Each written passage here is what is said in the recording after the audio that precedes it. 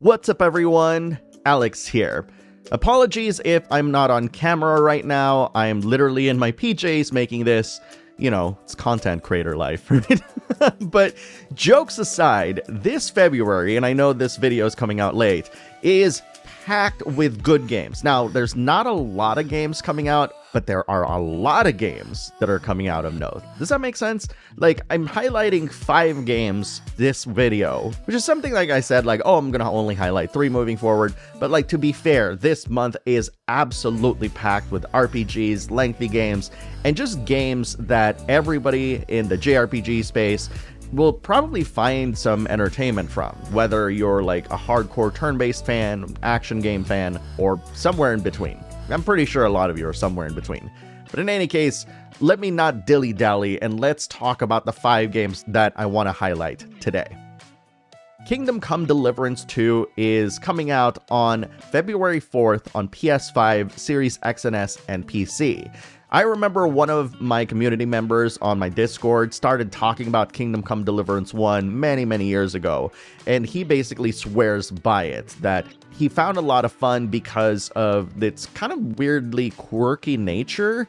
Now, the trailer for Kingdom Come Deliverance 2, the last one that I saw at least, the story one, does have a bit of quirk in it, but I'm not sure if that's the entire game.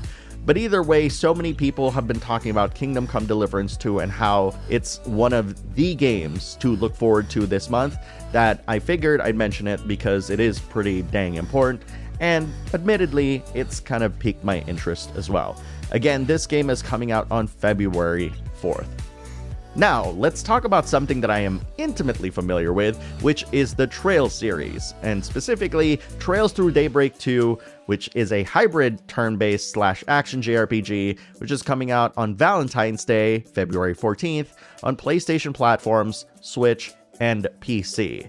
Now, Trails Through Daybreak 1 was a fantastic introduction to hybrid JRPG gameplay, but there were things that were kind of off on it. Like, remember the timeline, how like both the enemies and your companions kind of like had to meet in the middle, so you kind of had to gauge the distance between where their icons are, where the middle is. It was very unclear, so from a UI perspective, that's already a mess. And thankfully, that and a whole bunch of other amazing special features that were absent in Daybreak, particularly the mini games like fishing, are all back in this game. And keep in mind, I have not, and I repeat, I have not watched any sort of early reviews of this game. I know obviously this came out as Kuro no Kiseki 2 in Japan way before, but I'm just really excited to get a chance to continue my journey with Van, because Van is probably one of my favorite protagonists in Kiseki history, just because of how smart he is and stuff, and how smartly he was written in general. So I can't wait to continue his adventures and see what this game is all about. I've also heard it's very divisive, so we'll see. Avowed is a first-person action RPG from the makers of The Outer Worlds and is coming out on February 18th on Series X and S and PC. Now, the conversations around Avowed are very interesting in that this seems to be what Outer Worlds was to Bethesda's Fallout series, where Avowed seems to be like their take on something like Skyrim. And here's the thing to consider as well, because this is not something that a lot of people talk about. Obsidian is a master at taking somebody else's concept or idea or baseline engine or the fundamentals of it and creating their own unique style. And this is not a knock on them, by the way. Like, I feel like Outer Worlds is probably one of my favorite games of the past several years that is not a JRPG. And just realizing that you can have a depth of gameplay and a depth of storytelling without making an overly large world, to me was like a really smart idea. And I have this weird feeling that Avowed is going to take that same direction, where it might not be as big and lavish as something like Skyrim, but it's gonna feel deep and have that sort of depth of storytelling and gameplay that something like The Witcher has.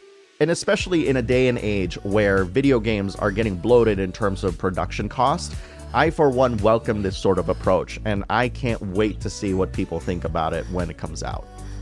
Like a Dragon Pirate Yakuza in Hawaii is an action RPG starring Majima, and it's coming out on February 21st on PlayStation and Xbox platforms and PC. Who does not like Majima? He is like one of the most beloved characters in Yakuza history. I also want to hearken to an old conversation that I had with a friend from Sega. Now, this is kind of like insider baseball and stuff. And this is like, by the way, after Yakuza 6 and stuff. I was like saying like, you know, people love Majima and they probably won't mind if there is a game dedicated just to Majima. And at the time, I was thinking to myself, oh, that's within the confines of the Yakuza storyline, which was like super serious. And again, this is way before Yakuza Like a Dragon. I did not expect them to basically turn him into like an amnesiac pirate, which to me, I'm just really excited about because again, this is a return to action combat gameplay that we've all loved in Yakuza. And his toolkit was super fun in Yakuza 0. So if we're getting that and so much more, man, like I think this is going to be one of my favorite games of the month. But the biggest game, arguably, that's coming out this month, not just in terms of like just mindshare, but size, has to be Monster Hunter Wilds, which again is a co-op monster hunting action RPG that's coming out at the end of the month, February 28th on PS5, Series XS, and PC. Monster Hunter Wilds is years in the making. Yes, we got Rise, which is a fantastic game, but really, like, for some of us, this is the sequel to Worlds that we've been looking for. It kind of takes a lot of the lessons that they learned from both games and kind of creating this open world monster hunting adventure that is unlike anything that we've ever played before. Not gonna lie, it's really interesting, and a lot of people who played the beta have pretty much sworn by it that it's gonna be like a fantastic game with tons of quality of life features and fantastic ways of exploring the different biomes. And really, like, seriously, this looks to be a banger, and I cannot wait to check it out. And here are the rest of the games coming out in February.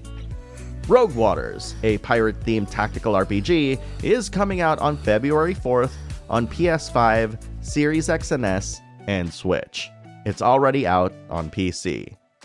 Sid Meier's Civilization 7, which is the latest iteration in the popular simulation series, is coming out on February 11th on all modern platforms.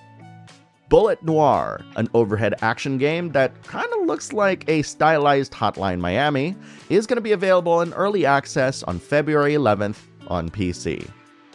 After Love EP, which is a blend of visual novel storytelling, narrative adventure, and rhythm-based gameplay, is coming out on Valentine's Day, February 14th, on PS5, Series XS, Switch, and PC. The remasters of Tomb Raider 4-6 is coming out also on Valentine's Day, on February 14th, on all modern platforms.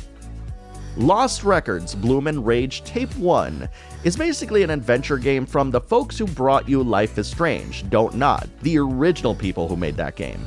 And it's coming out on February 18th on PS5, Series XS, and PC. King of Fighters 13 Global Match is an updated version of King of Fighters 13, and it's coming out on February 20th on PC, and it's already out on PS4 and Switch. The latest entry in the RPG Maker series, RPG Maker With, which lets you make your own RPGs, is coming out on February 21st on PlayStation platforms, and it's already out on Switch.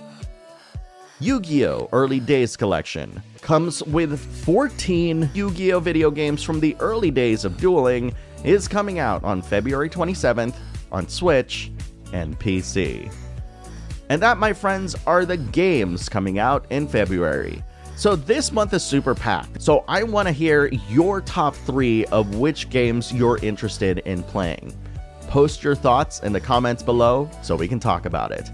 And of course, if there are any other games that I somehow missed in this video, please mention it in the comments below. I'm always interested in the tastes of our community and what other games interest them, so please share that in the comments below. I greatly appreciate it.